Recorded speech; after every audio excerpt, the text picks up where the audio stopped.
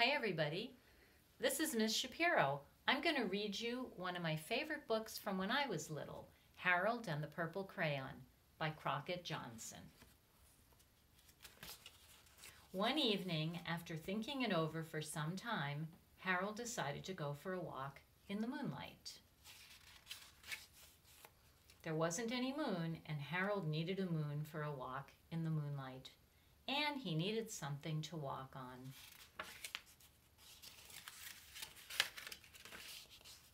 He made a long straight path so he wouldn't get lost, and he set off on his walk, taking his big purple crayon with him.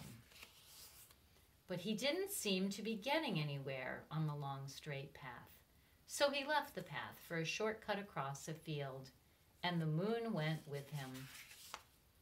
The shortcut led right to where Harold thought a forest ought to be.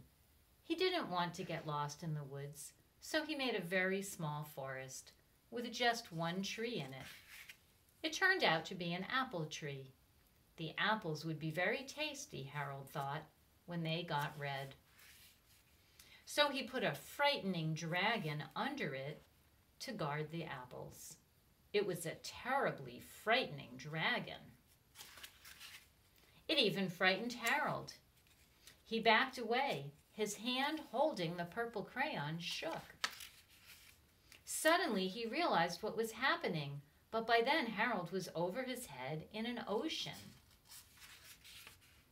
He came up thinking fast, and in no time he was climbing aboard a trim little boat.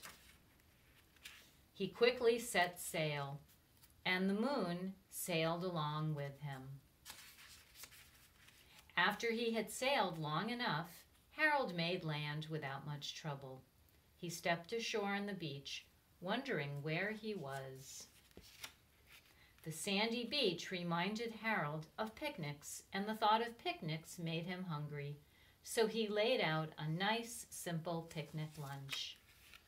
There was nothing but pie, but there were all 9 kinds of pie that Harold liked best.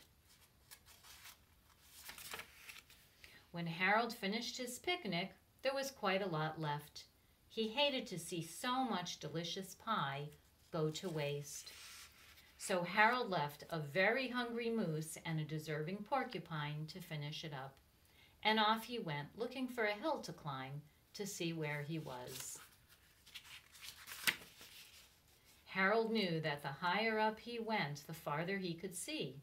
So he decided to make the hill into a mountain.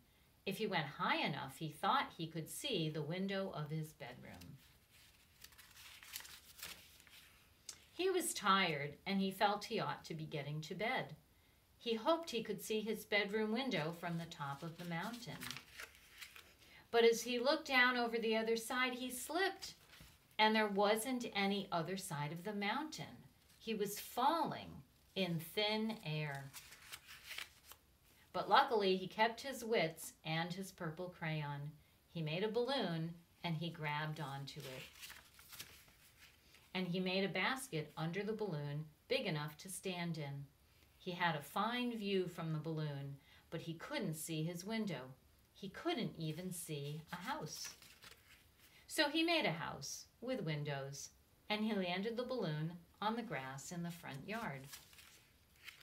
None of the windows was his window. He tried to think where his window ought to be. He made some more windows. He made a big building full of windows.